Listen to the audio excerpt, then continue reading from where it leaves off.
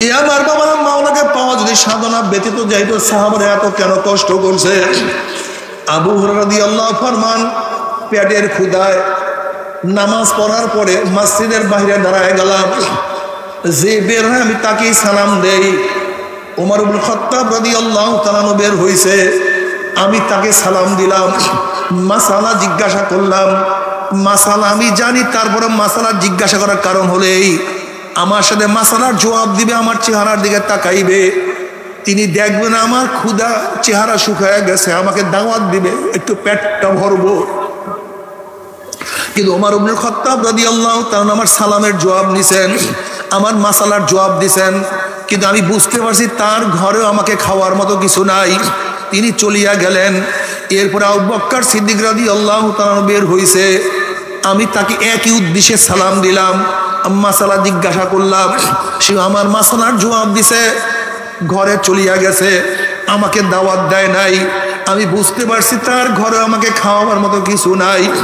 এরপরে জনাবে মুহাম্মদুর রাসূলুল্লাহ সাল্লাল্লাহু আলাইহি ওয়াসাল্লাম তিনিও মসজিদ থেকে বের হইছে, আমি তাকে সালাম দিলাম।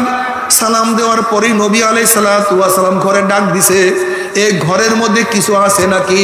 ঘরের থেকে জবাব আসছে, এক পেয়ালা হাদিয়া আসছে, দুধ আসছে। নবী আলাইহিস সালাতু ওয়াস সালাম বলেন, আবু হুরায়রা, আহলুস সুফফার সবাইকে দাওয়াত দাও, আজকে আমার ঘরে সবাই দাওয়াত। আবু হুরায়রা রাদিয়াল্লাহু ফরমান, এক পেয়ালা দুধ আমার জন্য যথেষ্ট না। আহলুস সুফফার মধ্যে প্রায় 70 রূপার লোক আছে, তাদের সবাইকে দাওয়াত দিচ্ছে, দুধ তো মাত্র এক পেয়ালা। আমাকে ডাকার জন্য বলছে, খাদিম তো আমাকেই দেওয়ার জন্য বলবে, যখন আমি খাদিম দিতে যাবো সবাই খেয়ে ফেলবে, আমার অবস্থা কি হবে? কিন্তু নবীর হুকুম না মানিয়ে কোনো উপায় না, আমি সবাইকে দাওয়াত দিলাম, সবাই খুশি। আলু সুপার কাউ পেটের মধ্যে খানা ছিল না, সবাই ক্ষুধার্ত। সবাই নবীর ঘরের দাওয়াত, খুশিতে শুনতে সবাই বসিয়া গেছে। নবী আলাইহিস সালাতু ওয়াস সালাম এক পেয়ালা দুধ নিয়ে আসছেন, আমাকে দিয়া বলছে, আবু হুরায়রা সবাইকে পান করাও।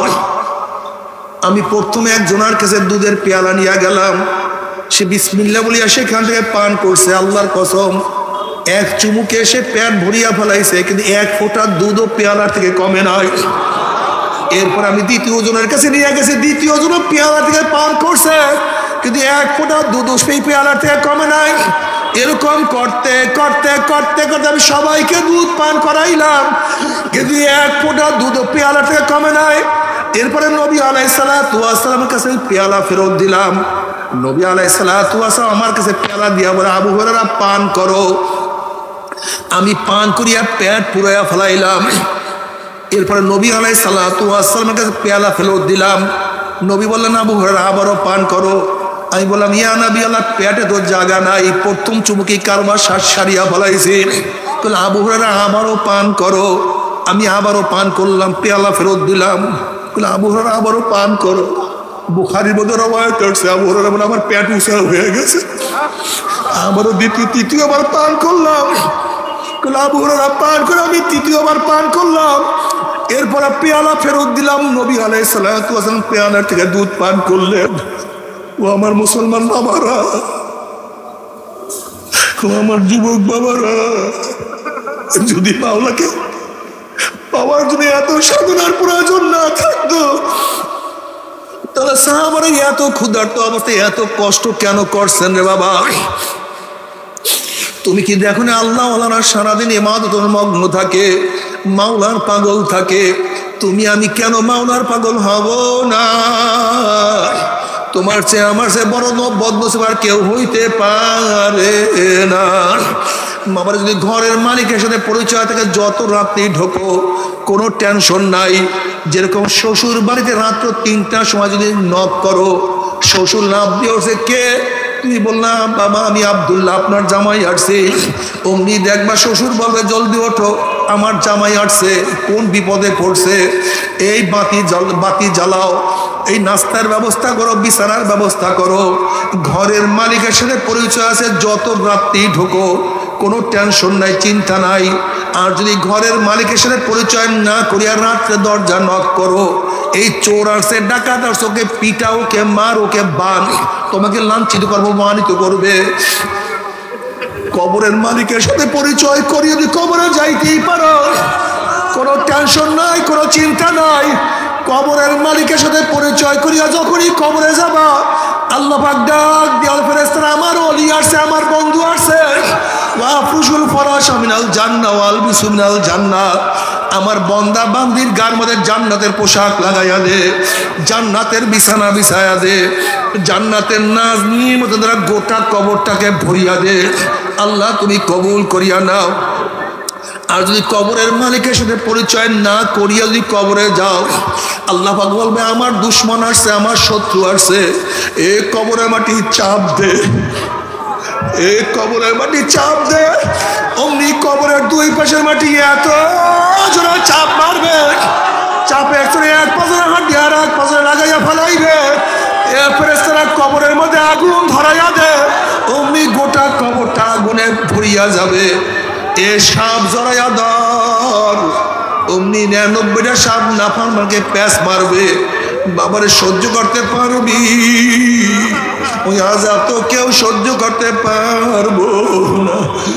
বাবারে কবরের মালিকের সাথে পরিচয় না করে কেউ কবরে যাইও না, নবীর সাথে পরিচয় না করে কেউ কিয়ামতের মাঠে উঠিও না।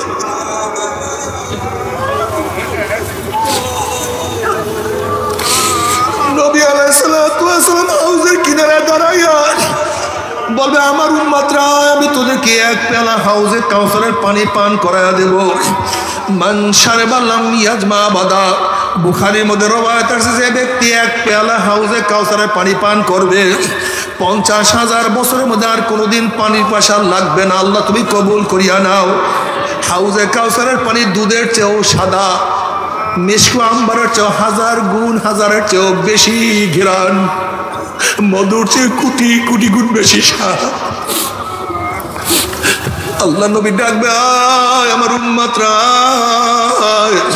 আমি তোদেরকে এক পেয়ালা হাউজে কাউসারের পানি পান করায়া দেব, 50,000 বছর মধ্যে আর কোনোদিন পানি পাশা লাগবে না। সমস্ত উম্মতরা দৌড় দিবে, গেটের মধ্যে একদল উম্মতদেরকে ফেরেশতারা আটকাইয়া ফেলাইবে। অমনি ওই সমস্ত ব্যক্তিরা বলবে, ইয়া নবী আল্লাহ, ইয়া রাসূলুল্লাহ, আপনি আমাদেরকে ডাকছেন কিন্তু আমাদেরকে ফেরেশতারা আসতে দেয় না। নবী আলাইহিস সালাতু ওয়াস সালাম বলবে, ফেরেশতারা কেন আমার উম্মতকে আটকায়া ফেলাইছো? আমার উম্মতকে ছাড়িয়া দাও, আমি এক পেয়ালা হাউজে কাউসারের পানি পান করায়া দেব। অমনি ফেরেশতারা বলে, ইয়া নবী আল্লাহ, ইয়া রাসূলুল্লাহ, আপনি তো জানেন না, আপনি দুনিয়ার থেকে বিদায় হওয়ার পরে কপাল পোড়া নামাজ পড়তো না, রোজা রাখতো না, আপনার আদর্শ নীতি ওর কাছে পছন্দ লাগে না,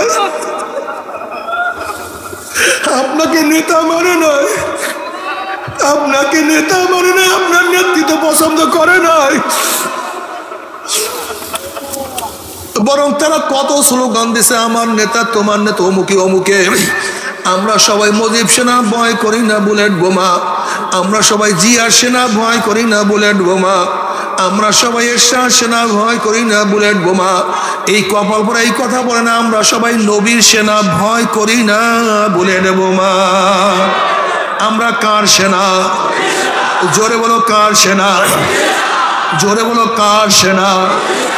আমরা সবাই নবীর সেনা,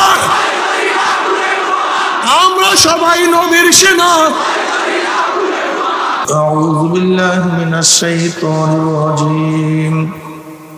বিসমিল্লাহির রহমানির রহিম।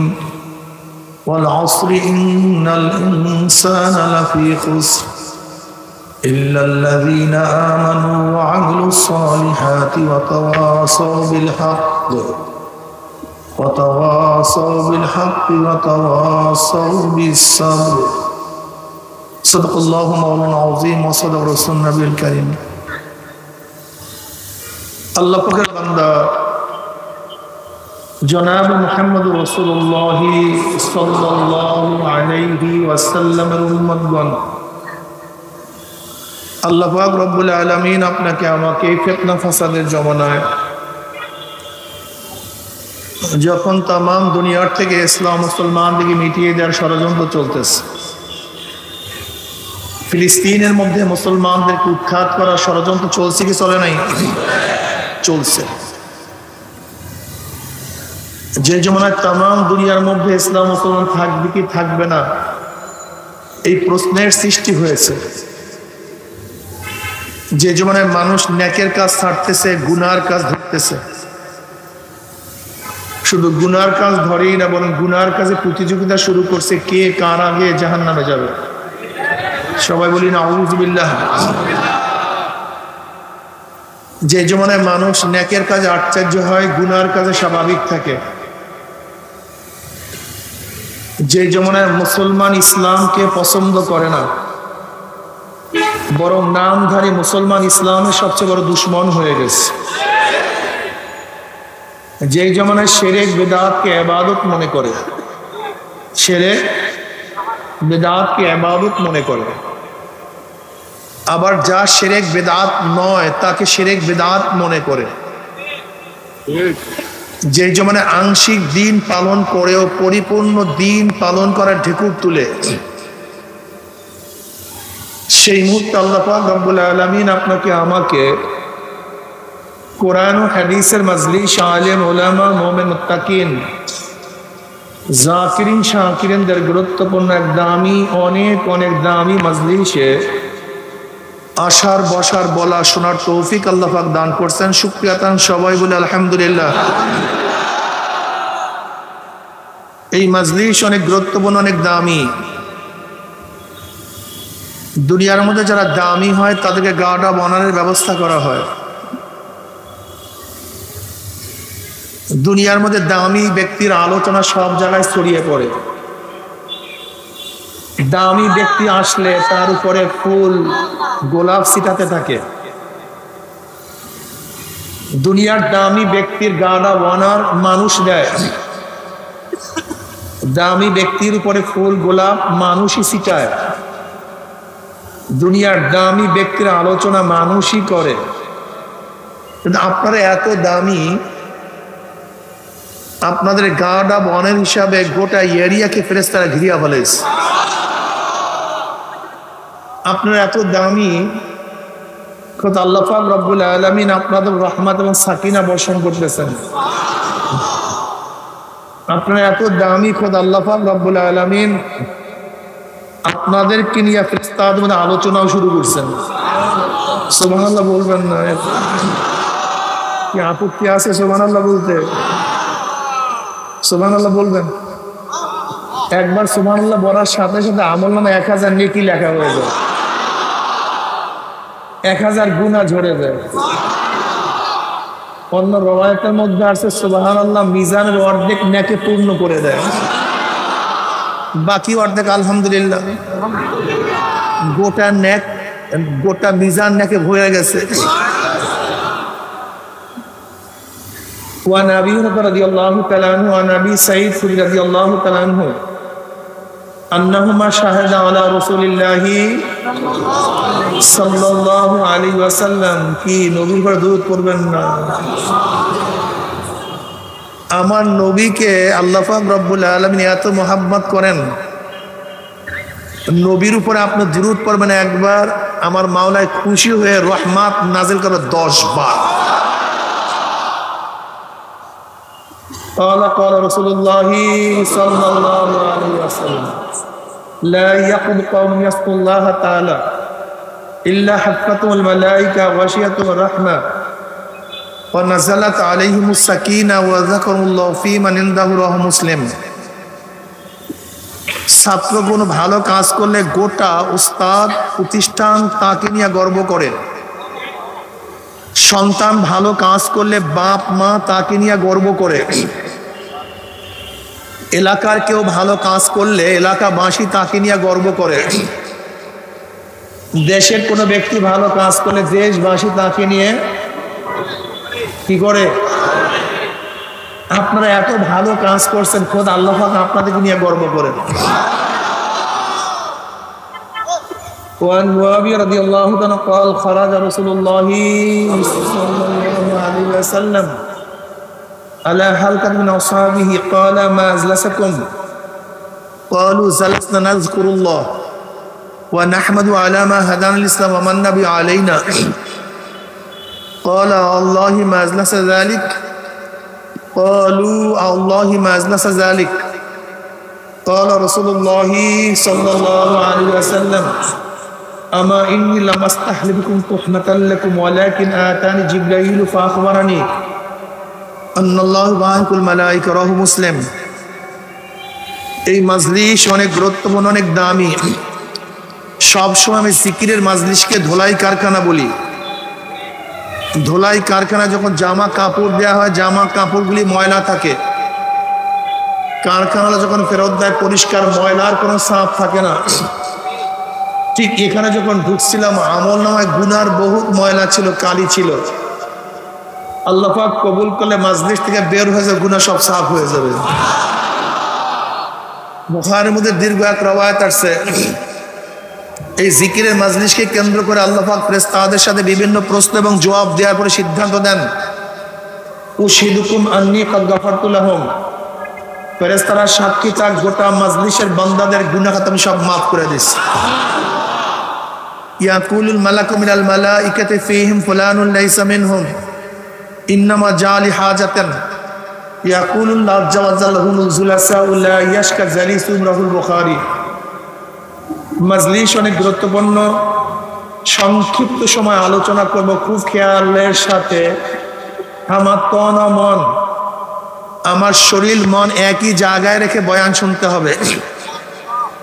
শরীর এখানে, মন বাড়িতে, ফায়দা হবে না। আপনি টিউবওয়েলে পানি আনার জন্য গেছেন, টিউবওয়েল চাপতেছেন, পাত্র ধরছেন, কিন্তু পাত্রের মুখের সাথে টিউবওয়েলের মুখের মিল নেই। পাত্রের মধ্যে পানি পড়বে, সময় বেকার, কষ্ট বেহুদা। এখানে বসছেন, কলপটা আমার দিকে ফিরায় রাখেন, একেবারে ডাইরেক্ট। দুনিয়ার সমস্ত চিন্তা ভাবনা অন্তর থেকে দূর করে দেন। গোটা দুনিয়া কিয়ামত হয়ে যাবে, ওইদিকে আমার কোনো খেয়াল নেই, আমার খেয়াল বয়ানের দিকে। কথা ঠিক না? বয়ান তো জানিনি। আমি যে সূরা তেলাওয়াত করছি, এই সূরা আপনারা জানেন। আল্লাহ পাক সূরার শুরুতেই কসম কাটছেন, ওয়াল আসর, কাসামতুল আসর। আল্লাহ পাক সময়ের কসম কাটছেন। কিসের সময়? কিসের কসম কাটছেন? সময়ের কসম কাটছেন। আল্লাহ পাক সময়ের কসম কাটছেন কেন? কিসের জন্য? সময়ের গুরুত্ব বুঝাবার জন্য। কিসের গুরুত্ব বুঝাবার জন্য ভাই? সময়ের গুরুত্ব বুঝাবার জন্য। সময় সবচেয়ে দামি, এর চেয়ে দামি কোনো জিনিস নেই। গাড়ির পিছনে লেখা থাকে সময়ের চেয়ে জীবনের মূল্য অনেক বেশি। আমার তখন লিখতে মনে চায়, যেই জীবন সময়কে মূল্যায়ন করতে পারে সেই জীবনের দাম আছে, আর যেই জীবন সময়কে মূল্যায়ন করতে পারে না এই জীবনের কোনো দাম নেই। যেই জীবন সময়কে মূল্যায়ন করতে পারে সেই জীবনের কি আছে, আর যেই জীবন সময়কে মূল্যায়ন করতে পারে না সেই জীবনের কোনো দাম নাই, কোনো মূল্য নাই। সময় সবচেয়ে দামি, এর চেয়ে দামি কোনো জিনিস নেই। দেখেন, সময়কে যদি মূল্যায়ন করতে পারেন তাহলে দুনিয়াও কামিয়াব, আখিরাতও কামিয়াব। আর সময়কে যদি মূল্যায়ন করতে না পারেন, খাসরাত দুনিয়া ওয়াল আখিরাত, দুনিয়াও বরবাদ, আখিরাতও বরবাদ। দেখেন, আপনি কৃষক ভালো, বীজ ভালো, ঔষধ সার সব কিছু আছে, জমিনও ভালো, কিন্তু প্রত্যেকটা ফসল লাগাবার নির্দিষ্ট সময় আছে কি নাই? আপনি নির্দিষ্ট সময় যেই ফসল যেই সময় লাগাবার দরকার সেই সময় সেই ফসল লাগান নাই, অন্য সময় পার করে বা সময়ের আগে সেই ফসল লাগাইছেন, ফসল ভালো হবে না খারাপ হবে? কেন? জমিন খারাপ, কৃষক খারাপ। তা খারাপ হওয়ার কারণটা কি? কি মতো হয় নাই? মাশাআল্লাহ, অনেক ধান হয়েছে, অনেক ভালো ধান হয়েছে, কিন্তু সময়ের আগে কেটে ফেলছেন।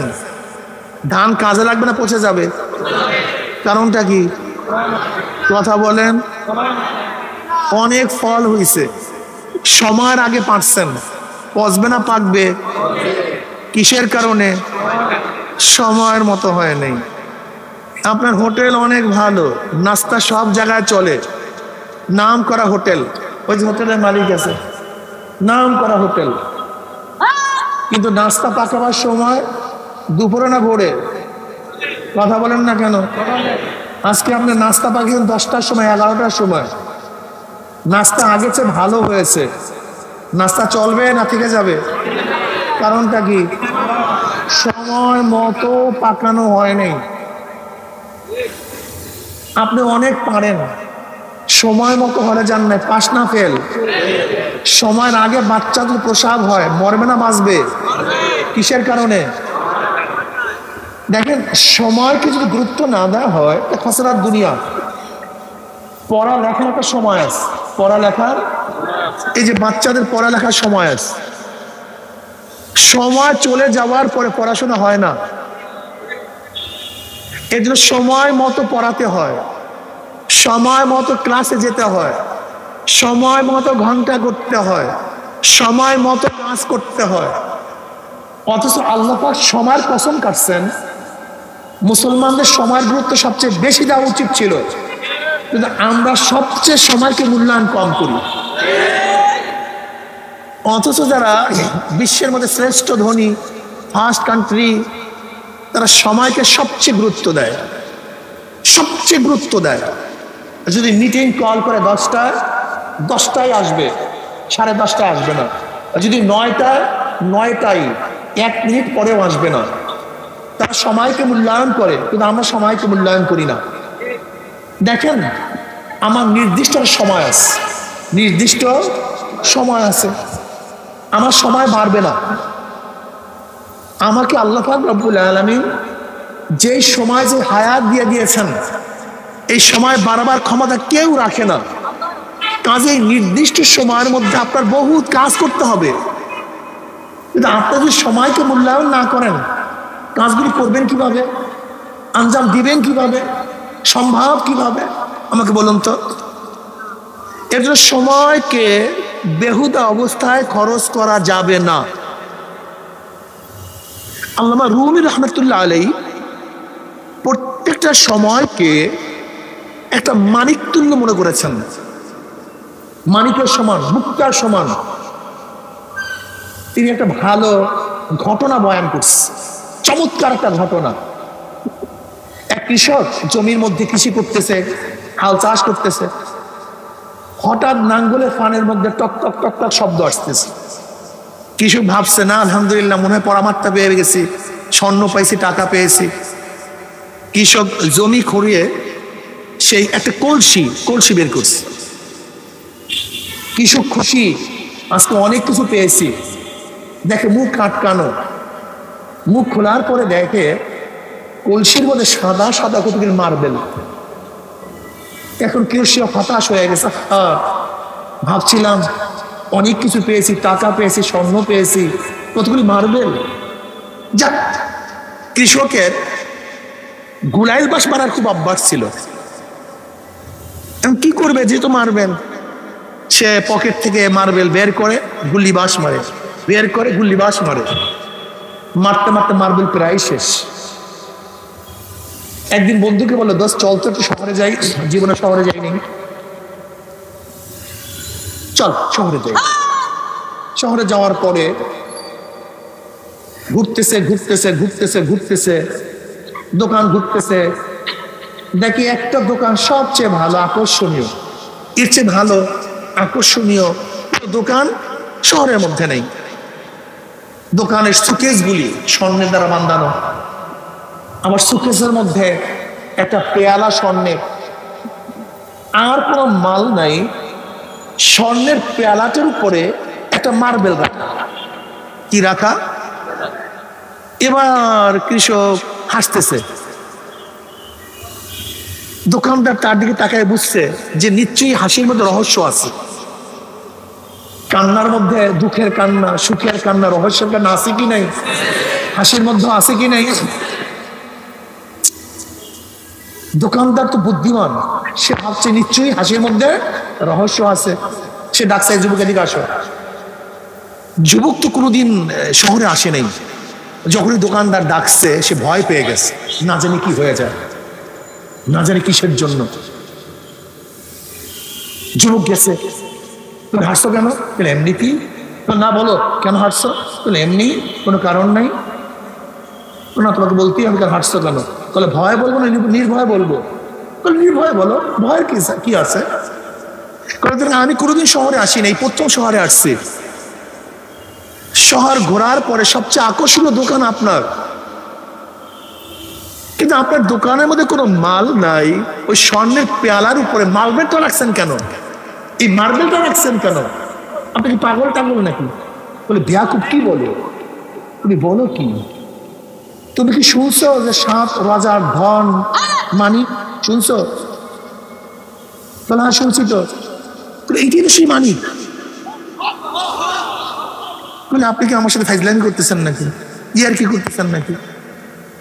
এরকম কত মানিক, কত মার্বেল আমি গুল্লি বাস মার উড়াই গেছি, আর আপনি বলতেছেন এইটা মানিক 7 রাজার ধন। হ্যাঁ, ফাইজলামি করে। এই যে দেখেন আমার মনে হয় পকেটে 2-1টা আছে। বলি কৃষক সেই মার্বেলটা বের করছে, দোকানদার দাঁড়ায় গেছে। এ তো নিচ্ছি কোনো বাদশার সন্তান হবে কি? এবার দোকানদার অনেক তাজিম করতেছে, অনেক সম্মান করছে। বলে দেখো, তুমি কি ওইটা আমাকে বিক্রি করবা? ওইটাকে আমাকে দিবা? আমার যা কিছু আছে সব তোমাকে দিয়ে দেব, তুমি ওইটা আমাকে দাও। যখন কৃষক বুঝতে পারছে যে আমি অবহেলায়, না চেনার কারণে, না বুঝার কারণে আমি শত শত বাদশাহী হারায় ফেলাইছি, তখন যুবক চিল্লান দিয়ে লেকিন আর পাওয়া যাবে না। আল্লামা রুমি রহমাতুল্লাহ আলাইহি বলেন, প্রত্যেকটা জিন্দেগির সময়, প্রত্যেকটা সেকেন্ড একটা মানিক তুল্য। প্রত্যেকটা সেকেন্ড সময় একটা মানিক তুল্য। এই সময় হাজারো মানিক তুমি কুড়াতে পারো। এই যে একবার সুবহানাল্লাহ পড়ছো, পড়ার সাথে সাথে 1000 নেকি হয়ে গেছে। আবার বলো সুবহানাল্লাহ, আর 1000 নেকি হয়ে গেছে। তুমি কি জানো একটা নেকির দাম কত? তুমি জানো? সাহাবায়ে কেরাম রাদিয়াল্লাহু তাআলা আজমাইন নবী আলাইহিস সালাতু ওয়াস সালামের কাছে প্রশ্ন, ইয়া নবী আল্লাহ, একটা নেকির দাম কত? খুব ভালো মতো শুনেন। সময়কে মূল্যায়ন করলেন না, সময়কে গুরুত্ব দিলেন না, সময়কে মূল্যায়ন করলেন না, সময়কে গুরুত্ব দিলেন না। সাহাবারা প্রশ্ন, ইয়া নবী আল্লাহ, একটা নেকির দাম কত? নবী আলাইহিস সালাতু ওয়াস সালাম বললেন যে পুরা উহুদ পাহাড়টা যে স্বর্ণ হয়ে যায়। কোন পাহাড়? গোটা উহুদ পাহাড়টা যে স্বর্ণ হয়ে যায়। এই গোটা উহুদ পাহাড়ে স্বর্ণ হয়ে যায়। এই উহুদ পাহাড়ের যেই দাম, তার চেয়ে একটা নেকির দাম অনেক বেশি। এই সময়ের মধ্যে এই উহুদ পাহাড়ের মতো স্বর্ণ কামাই করা সম্ভব কি সম্ভব না? কিন্তু সময়ের গুরুত্ব দেই না, বেহুদা। সময় কাটে না, কাটবে কেন? তুমি তো সময়ের মূল্যায়নই করতে পারো না। তোমার সময় কাটবে কেন? তুমি তো ওই কৃষকের মতো না জানার কারণে, না চেনার কারণে মানিককে বেহুদা বেহুদা গুল্লিবাস মারিয়া শেষ করতেছ। ইব্রাহিম সাহেব রহমতুল্লাহ আলাইহি প্রতিদিন 24,000 বার জিকির করতেন। কত হাজার বার? মানে একটা মানুষের শ্বাস নিঃশ্বাস ত্যাগ হয় 24,000 বার। তিনি 24,000 বার জিকির করতেন। আল্লাহর ওলি হয়ে গেছেন। তুমি ওই সময়কে ব্যবহার করে তুমি আল্লাহর ওলি হয়ে যাইতে পারো। আমার চিটাঙ্গের বাবারা, আপনার তো আল্লাহর ওলির খুবই পাগল। ওলিদের পাগল চিটাঙ্গের মানুষ। আলহামদুলিল্লাহ, আমার কাছে এত ভালো লাগে, এত ভালো লাগে। আপনি ওলি হন না কেন? কি কথা বলেন না কেন? আপনি ওলি হন না কেন? আপনি নিজেই ওলি হতে পারেন। এখানে আসছেন কেন? ওলি হওয়ার জন্য তো আসছেন। আপনি কি ভাবছেন? ওলি হতে গেলে বহুত বড় পীর হতে হয়, বহুত বড় মুহাদ্দিস হতে হয়, বহুত বড় মুফতি হতে হয়, বংশীয় হতে হয়, ধনী হতে হয়, শিক্ষিত হতে হয়, সুন্দর আকর্ষণীয় চেহারা হতে হয়, সুঠাম দেহ বিশিষ্ট হতে হয়। তোমরা ভুল বলতেছ। ওলি হওয়ার জন্য এগুলি কিছুর প্রয়োজন নেই, কিছুর প্রয়োজন নেই। নাম ডাকে ওলি হওয়া যায় না। আমি তো পছন্দ করে বলতে পারি, আজকে আমি যে বয়ান করতেছি এসে হাজারো, আমার চেয়ে কোটি কোটি গুণ দামি, আমার চেয়ে কোটি কোটি গুণ দামি লোক এই সামনে আছে। আলহামদুলিল্লাহ, আমাদের তো হাইসিয়াতই নেই। কোটি কোটি কোটি কোটি গুণ দামি হাজারো মানুষ এই মাজলিসের মধ্যে, যারা সাথে আল্লাহর সাথে সম্পর্ক, আল্লাহর সাথে সম্পর্ক, আল্লাহর সাথে নিসবত। তুই কি ভাবছো চরমনে পীর হওয়া লাগবে বলি হওয়ার জন্য? না, বিশাল জেদ্দা লাগবে, বিশাল গেট লাগবে, বিশাল সংবর্ধনা দেওয়া লাগবে, ফুলের মালা দিতে দিতে উঁচা করে ফেলাইতে হবে। ওলি হওয়ার জন্য এগুলো কিছুর প্রয়োজন নেই। দুইটা জিনিস যার মধ্যে থাকবে সে আল্লাহর ওলি হয়ে যাবে। বলেন না সবাই? কয়টা জিনিস ভাই? আমার বক্তব্য না, আল্লাহ পাক নিজেই বলেন, আলা ইন্না আউলিয়া আল্লাহ লা খাউফুন আলাইহিম ওয়া লা হুম ইয়াহজানুন আল্লাযীনা আমানু ওয়া কানু ইয়াত্তাকুন লাহুমুল বুশরা ফিল হায়াতিদ দুনিয়া ওয়া ফিল আখিরাহ। ক্লিয়ার কাট কথা। তামবি আলা, যেরকম সরকারি কোনো বিধান জারি করার আগে সতর্ক করানো হয়, ঢোল বাজানো হয়, সোহরাত করা হয়, সরকারি ফরমান জারি হবে, ঠিক আল্লাহ পাক বয়ান করার আগে আল্লাহ এই গোটার দিনে শোনো, সতর্ক হও। কে বলছেন? আল্লাহ। কে বলছেন? এই সতর্ক হও। আমি এখন আলোচনা করব, আমি বয়ান করব, প্রস্তুত নাও বয়ান শোনার জন্য। আল্লাহ এরপর আল্লাহ শুরু করছেন, ইন্না ইন্না আউলিয়া আল্লাহ লা খাউফুন আলাইহিম ওয়া লা হুম ইয়াহজানুন। শোনো, ওলির বহু বচন আউলিয়া। ওলি, জোরে বলেন, ওলির বহু বচন। আমার বন্ধুগণের আল্লাহ পাক এক বচন ব্যবহার করছে না বহু বচন? ওলি একজন হবে না বহুত হবে? বহুত হবে, একজন হবে না। আউলিয়া, আমার আউলিয়া গণের। আলা ইন্না আউলিয়া আল্লাহ লা খাউফুন আলাইহিম ওয়া লা হুম ইয়াহজানুন। আমার বন্ধুদের কোনো ভয় নাই, কোনো চিন্তা নেই। কে বলছেন? লা খাউফুন আলাইহিম ওয়া লা হুম ইয়াহজানুন। কোনো ভয় নাই, কোনো চিন্তা নাই। আল্লাহ পাক এই কথা বলেন নাই কবরে ভয় নাই, কিয়ামতে ভয় নাই, কবরে চিন্তা নাই, কিয়ামতে চিন্তা না, মুতলাক লা খাউফুন আলাইহিম ওয়া লা হুম ইয়াহজানুন। দুনিয়াতেও ভয় নাই, কবরেও ভয় নাই। দুনিয়াও চিন্তা নাই, কবরেও চিন্তা নাই, কোনো চিন্তা নাই।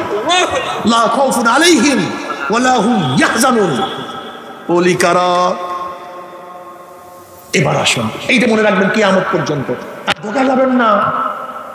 আমাদের চিটাঙ্গের বাবাদের একটু চিন্তা হলো, হুজুর হাদিয়া দেব, যত পারেন নেন, গরু যেইটা পারেন সব নেন, বস্তায় বস্তায় টাকা দিয়ে দেব, কিন্তু আমি আমল করতে পারবো না। আমল আপনি করবেন, আমি আকাম করব, আপনাকে টাকা দেবো, আমাকে জান্নাতে নিয়ে দেবেন।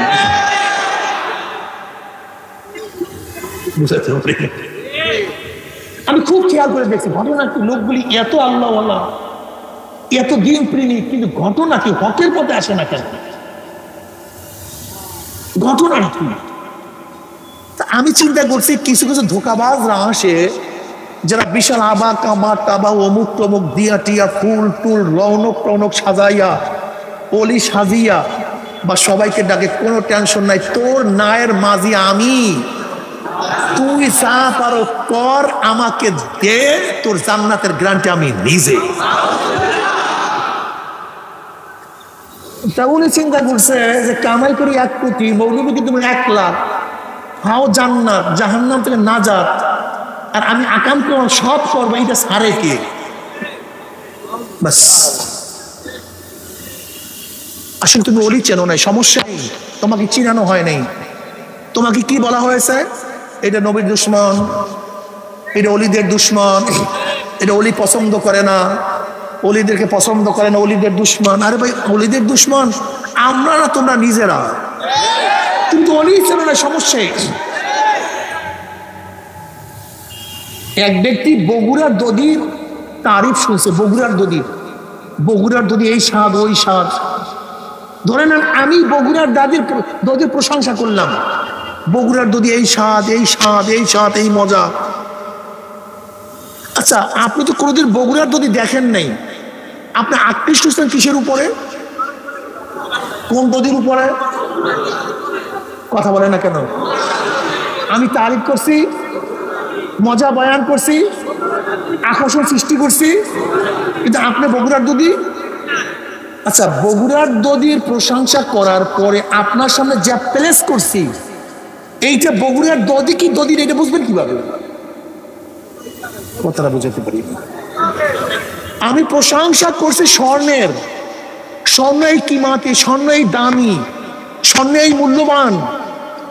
আপনি আকৃষ্ট কিসের উপরে? কথা বলেন না কেন? কিন্তু এরপরে আপনার সামনে যে জিনিস নিয়ে আসছি, এইটা কি স্বর্ণ কি স্বর্ণ না, এইটা আপনি বুঝবেন কিভাবে? আমাকে বলেন না কেন? কথা বলেন না কেন? প্রশংসা করছি কিসের? যা প্লেস করছি, এখানেই গাঞ্জাম। সমস্যা এই, আমি প্রশংসা করছি স্বর্ণের, আমি ক্যাম্বাচার, আমার ক্যাম্পেইন শুনলে কোনো রোগ আপনার থাকবে না, শুধু বড়ি একটা খাইলে ক্লিয়ার। বড়ি একটা খাওয়াবো, সব রোগ। কিন্তু আপনার রোগ ভালো হবে কি হবে না, এটা আপনি জানলেন কিভাবে? আমি তো বলছি বড়ি একটা মারবো, সব ক্লিয়ার। দাও পয়সা। আপনাদের মাথার মধ্যে কি ঘিলুটুলো আছে? বলতো প্রশংসা করছি স্বর্ণের, কিন্তু যা প্রেস করছি এটা স্বর্ণ কি স্বর্ণ না। এর জন্য আপনার মধ্যে থার্মোমিটার থাকতে হবে, কোষ্ঠী পাথর থাকতে হবে, মাপ দেওয়ার যন্ত্র থাকতে হবে। যদি যন্ত্র না থাকে ধোঁকা খাবেন, কোনো সন্দেহ নাই। এই সমস্ত 2 নাম্বার লোকগুলি অলিদের প্রশংসা করে, খালি অলিদের প্রশংসা করে। অলিদের এই গুণ, অলিদের সেই গুণ, অলিদের এই গুণ, অলিদের সেই গুণ, অলিদের এই ক্ষমতা ওই ক্ষমতা। দেখবেন ওদের বয়ানের মধ্যে শুধু অলিদের এই ক্ষমতা সেই ক্ষমতা। বেশ ভালো কথা, অলিদের এই ক্ষমতা সেই ক্ষমতা। এরপরে যাকে অলি বানাইছো, অলি সামনে নিয়ে আসছো, এইটা অলি কি অলি না, এটা বুঝবা কি?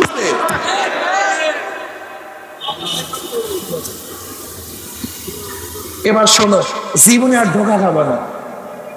আল্লাহ পাক নিজে অলির পরিচয় দিচ্ছেন। আল্লাহ পাক জানেন এখন ধোঁকা দিবে, এর জন্য আল্লাহ পাক পরিচয় দেন আল্লাযীনা আমানু ওয়া কানু ইয়াত্তাকুন। অলিদের মধ্যে 2টা গুণ থাকবে। কয়টা গুণ?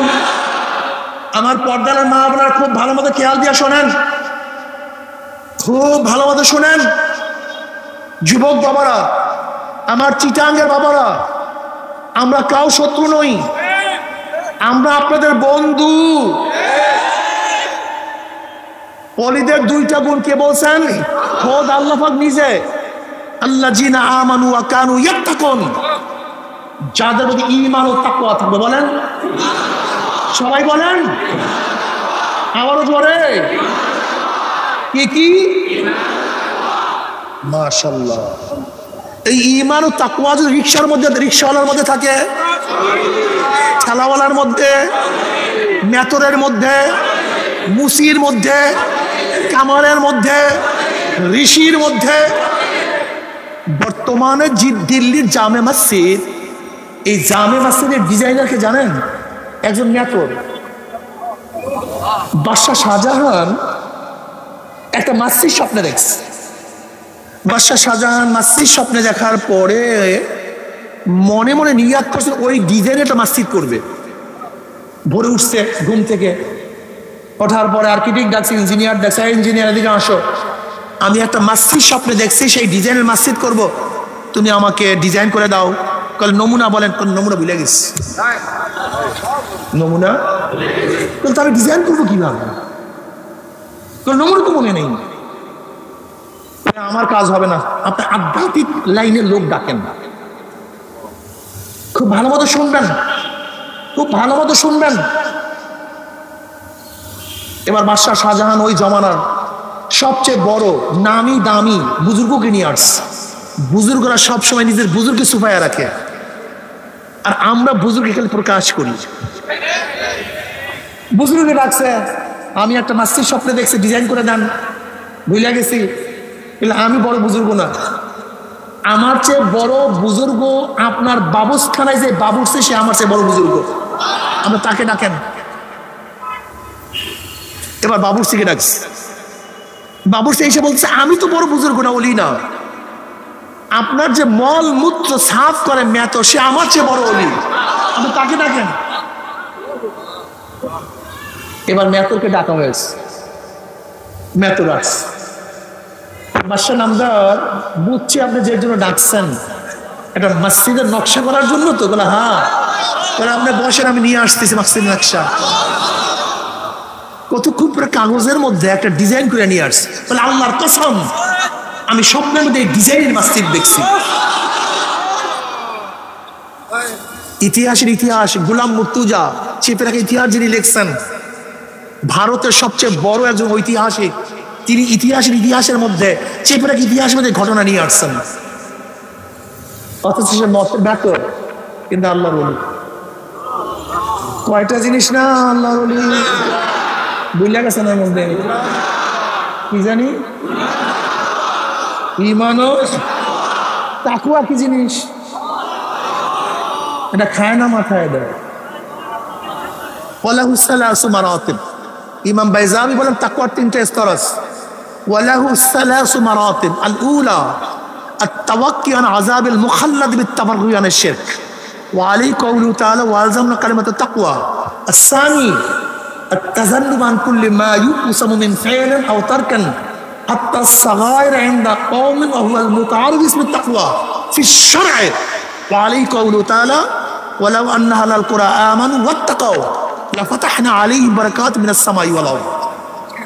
সবাই আমার সাথে বলেন করণীয় বর্জনীয়, যা করলে অথবা বর্জন করলে গুনাহ হয় এমন জিনিস থেকে নিজেকে বাঁচায় রাখার নাম তাকওয়া। ইমাম বাইজাবি রহমাতুল্লাহ আলাইহি গোটা ইসলামকে সাগরের পানিকে একটা লোটার মধ্যে ঢুকাই দিচ্ছে, গোটা ইসলামকে ছোট্ট ইবাদতের মধ্যে নিয়ে আসছেন। করণীয় বর্জনীয়, যা করলে বর্জন করলে গুনাহ হয় এমন জিনিস থেকে নিজেকে বাঁচায় রাখার নাম তাকওয়া। নামাজ করণীয় না বর্জনীয়? বর্জন করলে কি হয়? মদ করণীয় না বর্জনীয়? ধরলে কি হয়? সুদ করণীয় না বর্জনীয়? সুদ ধরলে কি হয়? পর্দা করণীয় না বর্জনীয়? পর্দা বেপর্দা চললে কি হয়? কেউ যদি কাউকে সেজদা দেয় হারাম কি হারাম না? গ্রহণ করলে কি হয়? কথা বলেন না কেন? এখন যদি তাদেরকে ওলি বলেন, তা আপনার সে বড় পাগল দুনিয়াতে নেই। আপনার তো পাগল আস্তা, আপনার মাথায় ঠিক নেই। দাড়ি কাটা মানুষ আল্লাহর ওলি হতে পারে না। যাদের কাছে বেপর্দা মহিলারা যায় তারা ওলি হতে পারে না, শয়তানের ওলি। যেই সমস্ত বুজুর্গার কাছে নামে, যেই সমস্ত পীরদের কাছে, যেই সমস্ত আলেমদের কাছে বেপর্দা মহিলারা যায়, ওরা কোনোদিন ওলি হতে পারে না। বহুত বড় ধোঁকাবাজ। কিসের ওলি ওরা? কে বলছে আপনাকে ওলি? ওরা ওলি সাজছে। কি কথা ঠিক না? আপনি ওলি হন, সমস্যা কি? ওলি হয়ে যান। এখানে আসছেন তো ওলি হওয়ার জন্য। ওলি কারা?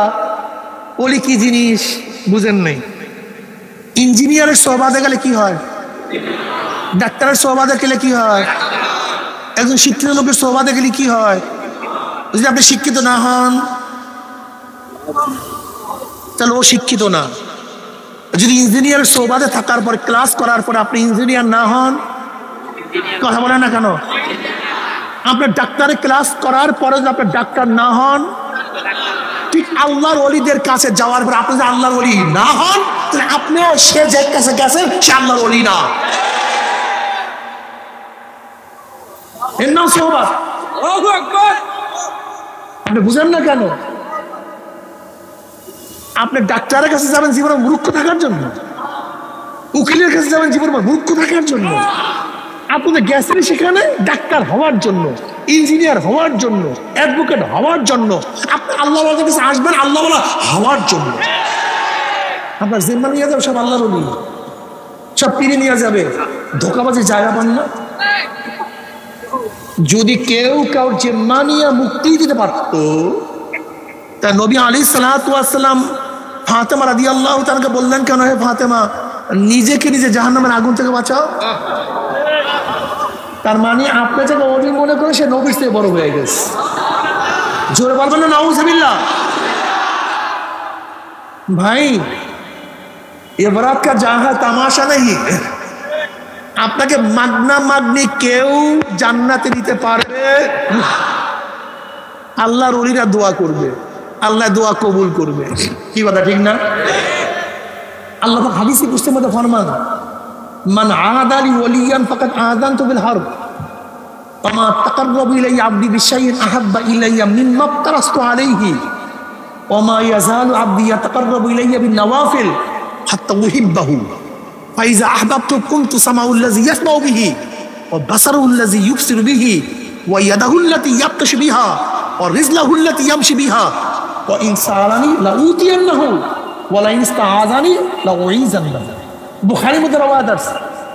এবার কেমন ওলি হবে শোনেন, বুঝাই। আল্লাহ পাক নিজে বলেন, যারা আমার ওলিদের সাথে শত্রুতা করে আমি তাদের বিরুদ্ধে যুদ্ধ ঘোষণা করছি। কি ঘোষণা করছি? এবার আল্লাহ পাক বলেন, আমি বন্দাদের করে যা ফরজ করছি সেই ফরজ আদায়ের মাধ্যমেই বন্দা আমার পুরাপুরি নৈকট্য লাভ করতে পারে না। বন্দা নফলে ইবাদত করতে করতে করতে করতে হাত্তা উহিব্বাহু, বন্দা যখন নফল ইবাদত শুরু করে আমি তাকে মহব্বত করা শুরু করিয়া দেই। ফাইজা আহবাবতু কুনতু সামাউল্লাযী ইয়াসমাউ বিহি,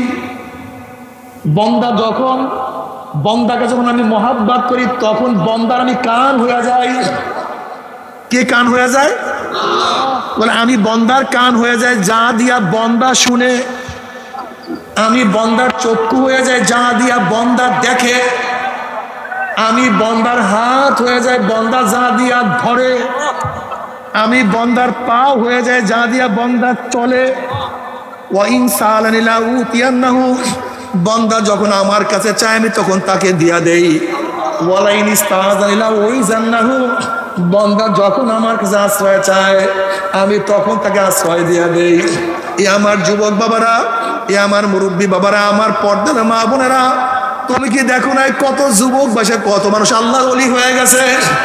তুমি কি দেখো নাই কত বুড়া বয়সে কত মানুষ আমার মাওলার ওলি হয়ে গেছে? তুমি কি দেখো নাই কত মহিলা আমার মাওলার ওলি হয়ে গেছে? ওলি হওয়ার জন্য সাধনা দরকার। যেরকম ভালো ছাত্র, সাধনা ব্যতীত ভালো ছাত্র হওয়া যায় না, সাধনা ব্যতীত ভালো ব্যবসায়ী হওয়া যায় না, সাধনা ব্যতীত ডাক্তার হওয়া যায় না, ইঞ্জিনিয়ার হওয়া যায় না। দুনিয়ার কামিয়াবের জন্য সাধনা করতে হয়, চেষ্টা সাধনা করতে হয়। ঠিক মাওলাকে পাওয়ার জন্য সাধনা করতে হয়। সাধনা ব্যতীত আমার মাওলাকে পাওয়া যাবে না। কেউ পায় না, তুমিও কোনোদিন পাবা না। যদি সাধনা ব্যতীত মাওলাকে পাওয়া যাইত তাহলে আমার নবী এত কেন সাধনা করলেন? জনাবে মুহাম্মদুর রাসূলুল্লাহ সাল্লাল্লাহু আলাইহি ওয়াসাল্লাম মাওলার প্রেমে পড়িয়ে এত কষ্ট সহ্য করছেন যা চিন্তাও করা যায় না। হেরেমের মধ্যে আমার নবী নামাজরত অবস্থায় ছিলেন, সিজদার মধ্যে পড়া। আবু জাহেল বলতে আছে, তোমাদের মধ্যে এমন কি আছো মুহাম্মদ যখন সিজদায় পড়বে অমুক গোত্রের পচা উটের নারী বুড়ি ওই মুহাম্মাদের মাথার উপরে কি চাপাইয়া দিতে পারবা? সাল্লাল্লাহু আলাইহি ওয়াসাল্লাম অমনি এক বেঈমান বসে, আমি পারবো। নবী আলাইহিস সালাতু ওয়াস সালাম যখন সিজদার মধ্যে পড়িয়া গেলেন, উটের পচা নারী বুড়ি আমার নবীর মাথার উপরে চাপাইয়া দিছে। আমার নবী মাথা তুলতে পারে না। আব্দুল ইবনে মাসউদ রাদিয়াল্লাহু ফরমান, বুখারীর মধ্যে রওয়ায়াত আছে, আমি সব ঘটনা দেখতেছিলাম। কিন্তু সাহায্য করার মতো কোনো শক্তি আমার কাছে ছিল না, আমি সাহায্য করার কোনো শক্তি রাখি না। কি যেন ফাতেমা রাদিয়াল্লাহু তাআলাকে খবর দিছে তোমার বাবার অবস্থা এরকম। ফাতেমা রাদিয়াল্লাহু তাআলা আসছেন, বাবার এই অবস্থা দেখিয়া তখন মেয়ের কলিজার মধ্যে কেমন লাগছে।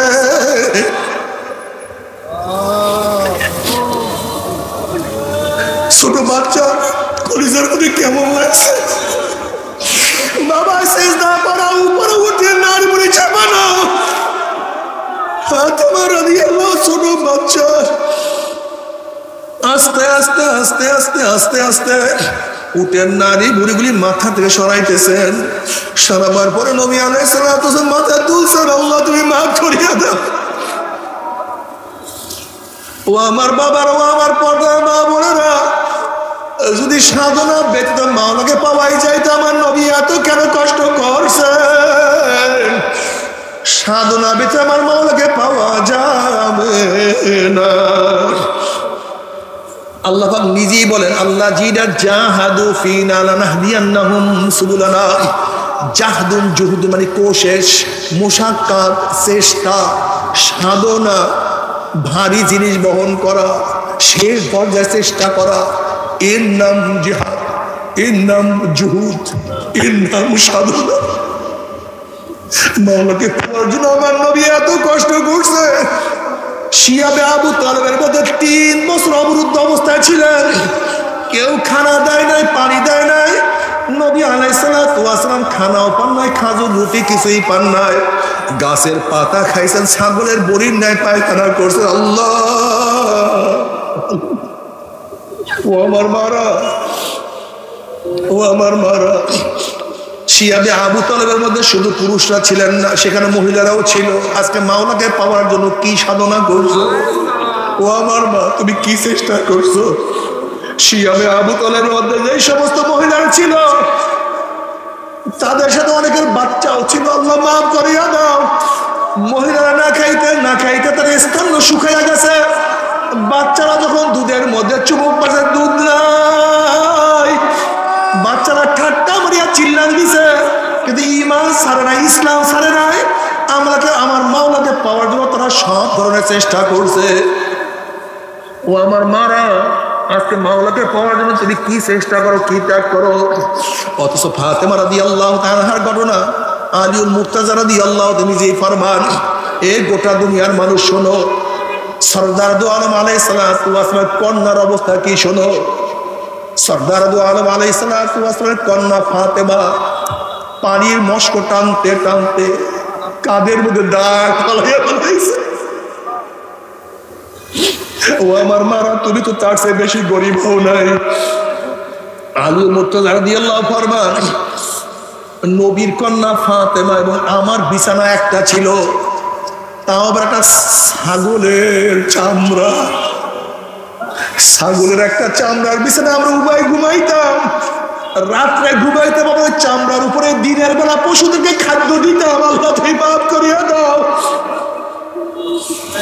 ও আমার মা বোনেরা, ফাতেমা রাদিয়াল্লাহু তাআলা যদি মাওলাকে পাওয়ার জন্য এত সাধনা করতে পারে, তুমি মাওলাকে পাওয়ার জন্য কি সাধনা করছো? ও আমার মা বোনেরা, আজকে তুমি কি পরিমাণে গরিব হইছো।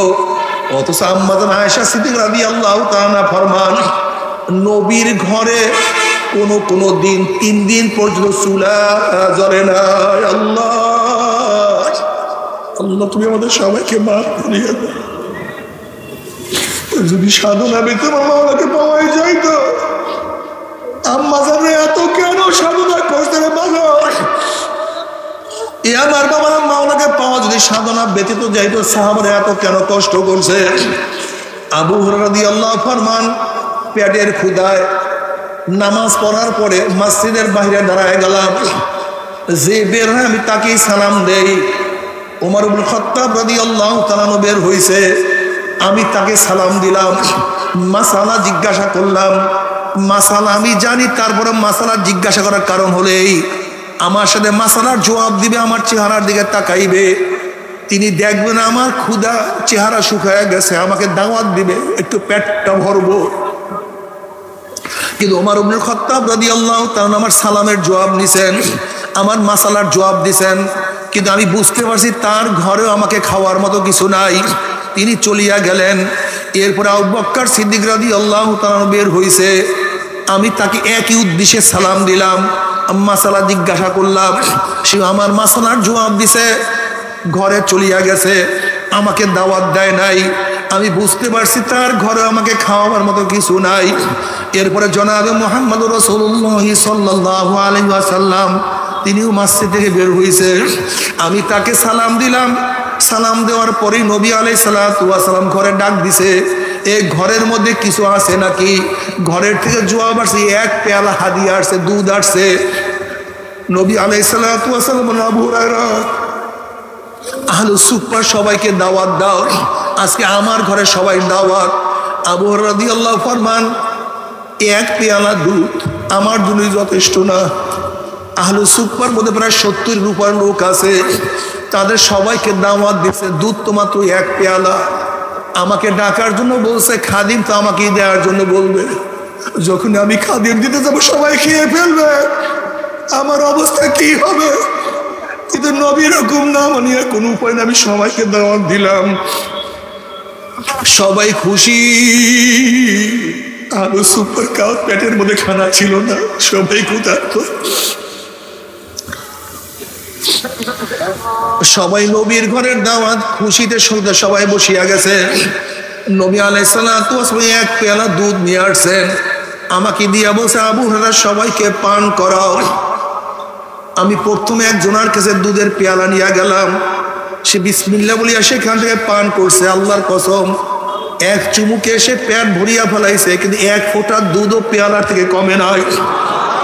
এরপর আমি দ্বিতীয় জনের কাছে নিয়ে গেছি, দ্বিতীয় জন পেয়ালা থেকে পান করছে, কিন্তু এক ফোঁটা দুধ সেই পেয়ালার থেকে কমে নাই। এরকম করতে করতে করতে করতে আমি সবাইকে দুধ পান করাইলাম, কিন্তু এক ফোঁটা দুধ পেয়ালা থেকে কমে নাই। এরপরে নবী আলাইহিস সালাতু ওয়াস সালামের কাছে পেয়ালা ফেরত দিলাম। নবী আলাইহিস সালাতু ওয়াস সালাম আমার কাছে পেয়ালা দিয়া বলে, আবু হুরায়রা পান করো। আমি পান করিয়া পেট পুরাইয়া ফেলাইলাম। এরপরে নবী আলাইহিস সালাতু ওয়াস সালামের কাছে পেয়ালা ফেরত দিলাম। নবী বললেন, আবু হুরায়রা আবারও পান করো। আমি বললাম, ইয়া নবী আল্লাহ, পেটে তো জায়গা নাই, প্রথম চুমুকি কারবার শ্বাস সারিয়া ফেলাইছি। বললাম, আবু হুরায়রা আবারও পান করো। আমি আবারও পান করলাম, পেয়ালা ফেরত দিলাম। বললাম, আবু হুরায়রা আবারও পান করো। বুখারীর মধ্যে রওয়ায়াত আছে, আবু হুরায়রা বলে, আমার পেট উঁচা হয়ে গেছে। আবারও তৃতীয়বার পান করলাম।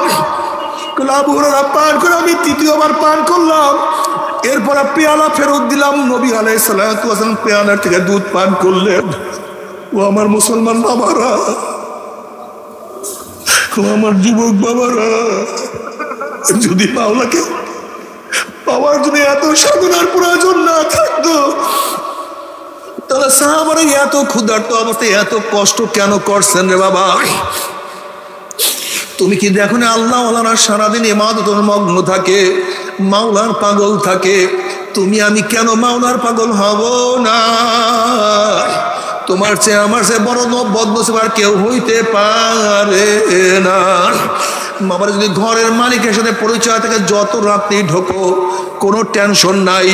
যেরকম শ্বশুর বাড়িতে রাত্র 3টার সময় যদি নক করো, শ্বশুর লাভ দিয়ে উঠছে, কে? তুমি বললাম, বাবা আমি আব্দুল্লাহ, আপনার জামাই আসছে। অমনি দেখবা শ্বশুর বলবে, জলদি ওঠো, আমার জামাই আসছে, কোন বিপদে পড়ছে, এই বাতি জ্বালাও, এই নাস্তার ব্যবস্থা করো, বিছানার ব্যবস্থা করো। ঘরের মালিকের সাথে পরিচয় আছে, যত রাত্রি ঢোকো কোনো টেনশন নাই, চিন্তা নাই। আর যদি ঘরের মালিকের সাথে পরিচয় না করিয়া রাত্রে দরজা নক করো, এই চোর আসছে, ডাকাত আসছে, ওকে পিটা, ওকে মার, ওকে বান, তোমাকে লাঞ্ছিত করবো, মানিত করবে।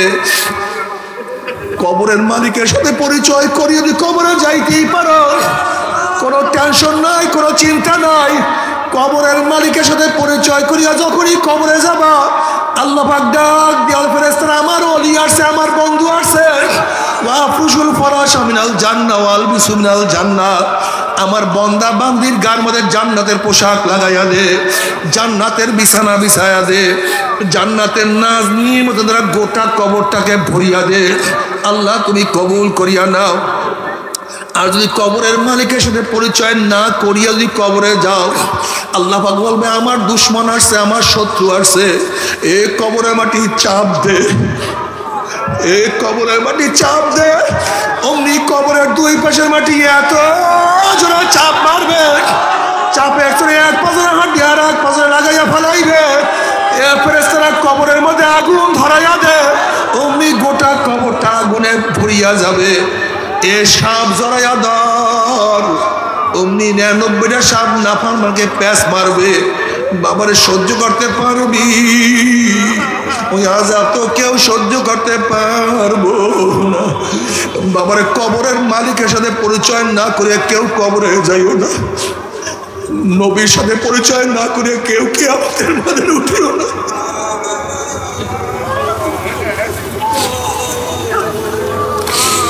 নবী আলাইহিস সালাতু ওয়াস সালাম হাউজের কিনারে দাঁড়াইয়া বলবে আমার উম্মতরা, আমি তোদেরকে এক পেয়ালা হাউজে কাউসারের পানি পান করায়া দেব। মান শারবা লাম ইয়াজমা বাদা, বুখারীর মধ্যে রওয়ায়াত আছে যে ব্যক্তি এক পেয়ালা হাউজে কাউসারের পানি পান করবে 50,000 বছরের মধ্যে আর কোনোদিন পানির পাশা লাগবে না। আল্লাহ তুমি কবুল করিয়া নাও। হাউজে কাউসারের পানি দুধের চেয়েও সাদা, মিশকু আম্বারের চেয়েও 1000 গুণ, 1000-এর চেয়েও বেশি ঘ্রাণ, মধুর চেয়ে কোটি কোটি গুণ বেশি স্বাদ। আল্লাহ নবী ডাকবে আয় আমার উম্মতরা, আমি তোদেরকে এক পেয়ালা হাউজে কাউসারের পানি পান করায়া দেব। 50,000 বছর মধ্যে আর কোনোদিন পানি পাশা লাগবে না। সমস্ত উম্মতরা দৌড় দিবে, গেটের মধ্যে একদল উম্মতদেরকে ফেরেশতারা আটকাইয়া ফেলাইবে। অমনি ওই সমস্ত ব্যক্তিরা বলবে ইয়া নবী আল্লাহ, ইয়া রাসূলুল্লাহ, আপনি আমাদেরকে ডাকছেন কিন্তু আমাদেরকে ফেরেশতারা আসতে দেয় না। নবী আলাইহিস সালাতু ওয়াস সালাম বললেন ফেরেশতারা কেন আমার উম্মতকে আটকায়া ফেলাইছো? আমার উম্মতকে ছাড়িয়া দাও, আমি এক পেয়ালা হাউজে কাউসারের পানি পান করায়া দেব। অমনি ফেরেশতারা বলে ইয়া নবী আল্লাহ, ইয়া রাসূলুল্লাহ, আপনি তো জানেন না, আপনি দুনিয়ার থেকে বিদায় হওয়ার পরে কপাল পোড়া নামাজ পড়তো না, রোজা রাখতো না, আপনার আদর্শ নীতি ওর কাছে পছন্দ লাগে না, আপনাকে নেতা মানে নয়, আপনাকে নেতা মানে নয়, আপনার নেতৃত্ব পছন্দ করে নাই, বরং তারা কত স্লোগান দিছে আমার নেতা, তোমার নেতা অমুকে অমুকে। আমরা সবাই মুজিব সেনা ভয় করি না বুলেট বোমা, আমরা সবাই জিয়ার সেনা ভয় করি না বুলেট বোমা, আমরা সবাই এরশাদ সেনা ভয় করি না বুলেট বোমা। এই কপাল পরে এই কথা বলে না আমরা সবাই নবীর সেনা ভয় করি না বুলেট বোমা। আমরা কার সেনা? জোরে বলো কার সেনা? জোরে বলো কার সেনা? আমরা সবাই নবীর সেনা, আমরা সবাই নবীর সেনা, আমরা সবাই নবীর সেনা। আমার নবী তোমার নবী, ইয়া নবী আল্লাহ, ইয়া রাসূলুল্লাহ।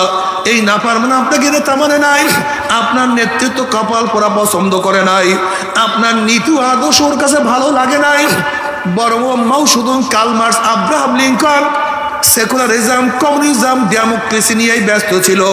কমিউনিজম বাস্তবায়ন করার জন্য, সেকুলারিজম বাস্তবায়ন করার জন্য, ডেমোক্রেসি বাস্তবায়ন করার জন্য কত রক্ত দিছে, কত সময় দিছে, কত অর্থ দিছে, কত মেধা খরচ করছে।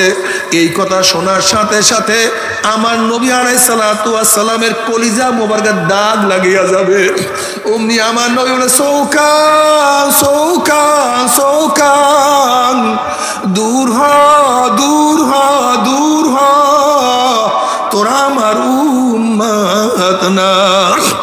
নবী আলাইহিস সালাতু ওয়াস সালাম কিয়ামতের ময়দানে যদি পরিচয় নাই দেয়, তোমাকে আমাকে কে সুপারিশ করবে? নবী আলাইহিস সালাতু ওয়াস সালাম ফরমান, হে আমার উম্মতেরা, কিয়ামতের ময়দানে মিজানের কাছে আমাকে খোঁজ করিও। নবী আলাইহিস সালাতু ওয়াস সালাম মিজানের কিনারায় দাঁড়ানো থাকবে, তার উম্মতদেরকে মাপা শুরু করবে। যখনই কোনো নেক বাদ দেয়া শুরু করবে, অমনি নবী আলাইহিস সালাতু ওয়াস সালাম সুপারিশ করবে, ইয়া নবী আল্লাহ, ইয়া মাওলা, এই নেকটাকে বাদ দিও না। যখনই কোনো গুনাহ ওজন করা শুরু করবে অমনি আমার নবী সুপারিশ করবে, মাওলা, এ তো বাবায় নামাজ পড়তো না, কিন্তু ছেলের নামাজ কাজা করতো না, এর মা তো বেপর্দা ছিল, কোনো মেয়ে হইয়াও কোনোদিন বেপর্দা অবস্থায় চলতো না, এর বাবা দাড়ি কাটতো কিন্তু ছেলে হইয়া কোনোদিন দাড়ির মধ্যে পোষ লাগায় নাই, এর বাবা গুনার মধ্যে লিপ্ত থাকতো কিন্তু এ তো নেকের মধ্যেই থাকতো, এরপরে দুই একটা গুনাহ আমল নামায় হয়ে গেছে, এই গুনাহটা তুমি গোজন করিও না। আল্লাহ পাক রব্বুল আলামিন কিয়ামতের ময়দানে আমার নবীকে বলবে, সাল তুতা ইশফা তুশাফা, এ আমার নবী আপনি আমার কাছে সুপারিশ করেন, যেই সুপারিশ করবেন সেই সুপারিশ আমি কবুল করব। আপনি আমার কাছে চান, আপনি যা চাইবেন আমি তা তাকে দিয়া দেব। নবী আলাইহিস সালাতু ওয়াস সালাম যা চাইবে আমার মাওলা আমার নবীকে তাই দিয়া দিবে। যদি কিয়ামতের ময়দানে নবীর সুপারিশ পাইতে চাও, আমার নবীর সুন্নাত ধরো, আমার নবীর নেতৃত্ব মানো, আমার নবীর আদর্শ মানো। আমার নবীর আদর্শ না মানলে আমার নবী তোমাকে আমাকে সুপারিশ করবে না। আল্লাহ নবীকে নবীর নেতৃত্ব মানার তৌফিক দিয়া দাও, আল্লাহ নবীর আদর্শ অনুযায়ী চলার তৌফিক দিয়া দাও। এরপর আল্লাহ পাক রব্বুল আলামিন সবার আমল নামাকে ওজন করবে, যাদের নেকের পাল্লা ওজন হয়ে যাবে আমার মাওলা তাদেরকে জান্নাতের ফয়সালা দিয়া দিবে, যাদের গুনার পাল্লা ওজন হয়ে যাবে আমার মাওলা তাদেরকে জাহান্নামের ফয়সালা দিয়া দিবে। আল্লাহ তুমি আমাদের সবাইকে মাফ করিয়া দাও। এ আমার জ্ঞানী বাবারা, এ আমার পর্দার জ্ঞানী মা বোনেরা, আজকে দুনিয়ার মধ্যে শীতের সময় কত সুন্দর সুন্দর পোশাক পরলাম, জাহান্নামীদের জন্য আল্লাহ পাক রব্বুল আলামিন একটা পোশাক বানাইছে, উলের কোনো পোশাক না, সুতির কোনো কাপড়ের পোশাক না, রেশমি কাপড়ের পোশাক না, ওই জামাটা হবে জাহান্নামের আগুনের জামা। যখনই জাহান্নামী লোকের মধ্যে যাকে জাহান্নামী লোকের গায়ের মধ্যে জাহান্নামের পোশাক পরাইয়া দেওয়া হবে, জাহান্নামের আগুনের তেজে শরীরের সমস্ত চামড়া গোশতগুলি পুরাইয়া সব সরকার করিয়া ফেলাইবে। বাবারে সহ্য করতে পারবি? ওই আযাব তো কেউ সহ্য করতে পারবো না। তবে মুমিন মুসলমান বলতে সবাই মনে চায় গুনার থেকে ফিরিয়া নেক আমল করিয়া মাওলার জান্নাতে কিন্তু সবাই যাইতে মনে চায়, গুনাহ নিয়া মাওলার জাহান্নামে কাউরি কিন্তু যাইতে মনে চায় না। কিন্তু কেনই বা আমরা নেক আমল করতে পারি না, কেনই বা গুনার কাম ছাড়তে পারি না? এর মূল কারণ হলো আপনার এবং আমার পিছনে নফস এবং শয়তান লাগিয়া রয়েছে। এই নফস এবং শয়তান থেকে ফেরার জন্য যে কোনো একজন হক্কানি আল্লাহর ওলির হাতে হাত দিতে হবে রে বাবা। খবরদার, বর্তমান জমানায় পীর মুরিদের ভেজাল, ব্যবসা, দলাদলি, হিংসা, হাসাদে পরিণত হয়ে গেছে। সমস্ত আল্লাহর ওলির একমত, যেই পীরের 5 জন মুরিদের মধ্যে কমপক্ষে 3 জনকে দেখবেন আলহামদুলিল্লাহ সুন্নাত মুআফিক আমল আখলাক মজবুত হয়ে যাইতে আছে, গুনার কাম ছাড়তে আছে, নেকের আমল ধরতে আছে, কলব নরম হইয়া চোখে পানি আসতে আছে। বৃক্ষতর নাম কি, ফলে পরিচয়। আমি চরমনাই বুঝি না, চরমনের দাওয়াত প্রশংসা প্রচার প্রসার করার জন্য আসিনে রে বাবা। চরমনাই যাওয়ার তোমার কোনো দরকার নাই, কোনো দরকার নাই, কোনো দরকার নাই। তুমি যার কাছে গিয়া পারো গুনার কাম ছাড়ো, নেকের আমল ধরো, কলব নরম করিয়া চোখে পানি নিয়ে মাওলার কবরে যাইও। যেরকম দুনিয়ার ঘরে আগুন লাগলে পানি ছাড়া নিভানো যায় না, ঠিক তদ্রুপ তোমার এবং আমার গুনার দ্বারা যেই জাহান্নামের আগুন জ্বলিয়া রয়েছে, চোখের পানি ও ছাড়া কিন্তু জাহান্নামের আগুন নিভানো সম্ভব না। কাজে আমার জন্য দোয়া চেয়ে আমিও দোয়া করি, সবাই সবার জন্য প্রাণ খুলিয়া দোয়া করো, যেন কিয়ামতের ময়দানে গলাগলি বাঁধিয়া মাওলা একসাথে জান্নাতে যাওয়ার তৌফিক দিয়া দেয়।